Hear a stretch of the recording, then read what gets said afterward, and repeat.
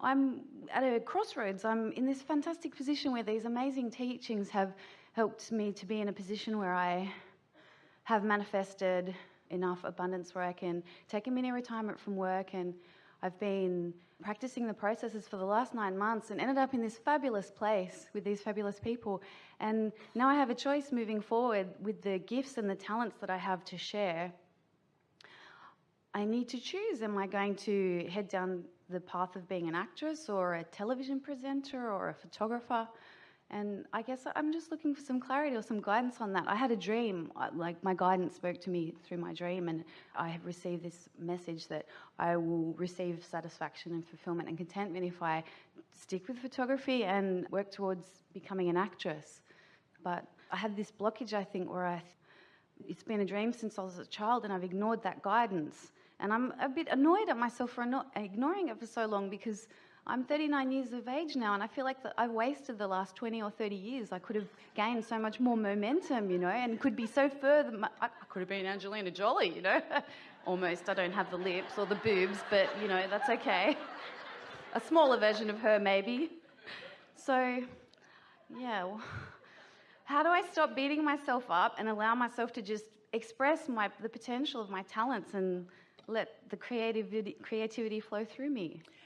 You said something, a word that is important and telling when you said crossroads, because that makes it sound like you're coming to this place and it's that way or that way. And when momentum has been underway, the way it unfolds is it's the next logical step, it's the next logical step, it's the next logical step. It doesn't feel like a crossroads. And the reason that it feels like a crossroads is because you are doing a fair amount of beating yourself up about that's all right, about what hasn't happened or what you should have done differently. Yeah. The nice thing to realize, the thing that we so much want you to hear from us and feel from us, is that you are where you are, and where you are is good. You are where you are, and where you are is good, because you can get to wherever you want to be from wherever you are. You heard us speaking earlier about timing of things, and we also spoke earlier about the leverage of alignment. And so most people who are talking about how much they should have accomplished by this time in life, or this time in life and this time in life, those are usually not people who are understanding the leverage of alignment. Those are usually not people who are understanding the power of what's in your vortex, or the power of your long time dream.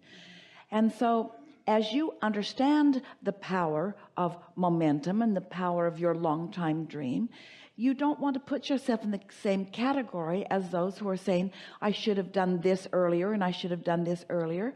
You see, it doesn't matter how long it takes you to understand that you can access the power of the universe. It doesn't matter how long it takes you before you begin to deliberately flow it through your own focus. The moment you begin doing it, you begin getting good results. And so there are a lot of people who have been banging around in their careers in a rather hard way, and then they have what they call their breakthrough. And they're quite often eager to tell their public that they are not overnight successes, that there were a lot of things that they did along the way. Well, what difference does it make whether they were doing their things inside the genre of what they thought they wanted to do, or whether they were like you, who are exploring a lot of other options? It does not matter. The breakthrough always comes, no matter how long you've been in the business. The breakthrough always comes when you discover alignment, when you start listening to what your guidance is telling you, when you start following that path of lesser resistance. So what has been before is completely irrelevant, except that it has cued you up with more powerful wanting than ever before. We would far rather interact with someone who has spent time getting to the place of having a fervent desire than someone who is limp and lackadaisical in their attitude of what comes next. Your desire and how strong it flows within you is a powerful and important component of all of this. Don't talk against it. Talk for it, you see. So how are you going to decide what you want to do? Well, this is an interesting thing, because So often you think that you have to decide what you want to do for always and ever. And what we want you to understand is that you're a changing being, and what is pleasing you may differ from time to time. You could be successful at any one of those things, provided it's a desire, and all of them are, and that you're in alignment. That's all it requires, a desire and alignment. So you hear us, we say it over and over again. What we want you to feel is the importance of alignment. And can you talk against yourself and find alignment?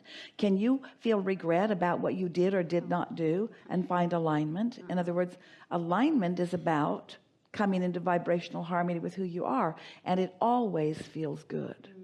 So of those subjects, which feels the ripest? And by that we mean the most ready to pluck and enjoy. Did you hear the importance of that question? What feels the most ready? What feels like the next logical step?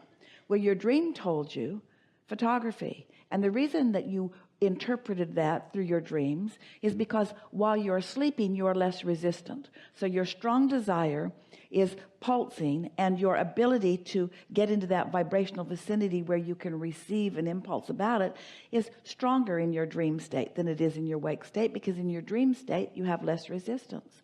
So talk to us about that. Why is that delicious to pluck and devour now? You mean photography specifically? Yeah. It's something I'm already familiar with. So there's already momentum going. Yeah. And because I'm familiar with it, there's less resistance. Let's talk about the desire factor of it.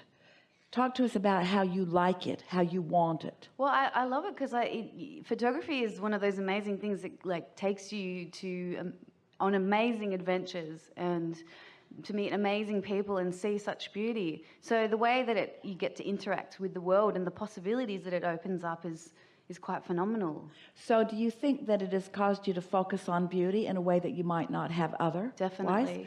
So do you think that it has put you more in vibrational alignment with who you are? Definitely. So does that mean that it has to be your lifetime career, or could it be something that was preparing you for anything and everything that you want, because it showed you how to look through the lens of alignment in order to see the beauty of the moment?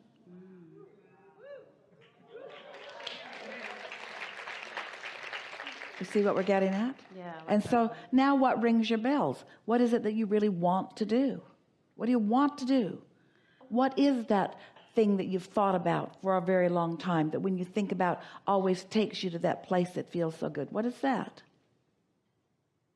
The things that I really want, I feel such powerful desire for that it almost frightens me. It kind of scares me, the power and the passion. And I don't know if that's because of, the complex about pleasure and guilt and Catholicism or what it is, but that's a bit of a problem that I need your help with, like how to align with my desires, like the power of them, the passion, the intensity that I want things with. It's skydiving and acting and photography are the three things. But you see, the thing is, the only thing that we want you to hear from us, the only thing that is necessary, you talk against your own desire. As you listen back to this recording, and it's all right, you will hear how often you say, but my problem is, or my struggle is. In other words, you are arguing for your limitations, and that's the only thing that's in your way. We're talking to you about your desire, but you're not telling us about your desire. You're telling us about your concern about it. So tell us about your desire. Okay.